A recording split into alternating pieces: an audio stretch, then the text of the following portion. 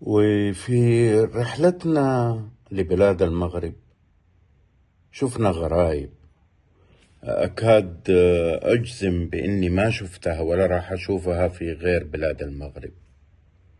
ومنها القصور اللي حولوها في مراكش الحمراء إلى فنادق ومنتجعات وطبعا مطاعم من ذوات الست نجوم، ما تدعس برجلك جواها وتتلفت حولك إلا وتقسم 1000 يمين بأنها تحمل بين جدرانها وغرفها أساطير عن الجمال والسحر والعظمة والكيد اللي عاشته في سالف العصور.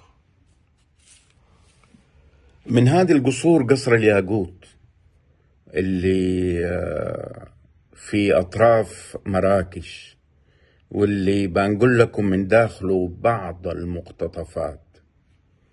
ومع الوجبة الملكية اللي تناولناها في الياقوت، واللي تكونت من 7 مراحل بدأت بالحريرة وانتهت بالحلوى والأتاي، إلا أنه للياقوت قانون خاص بيه، فاللي يزيد من وجبتك لا يمكن إنك تاخده معاك وانت ماشي، لأنه مالكه ومؤسسه الأول قرر من قديم الزمن إنه يوزع باقي هذه الوجبات الفاخرة لسكان الريف المحيط بالمنتجع، وكأنه حب يرسل رسالة من خلال هذا القانون مفادها إنه الدخول للأثرياء والأكل للجميع. هذا قليل من الكثير اللي شفته في بلاد المغرب. تحياتي.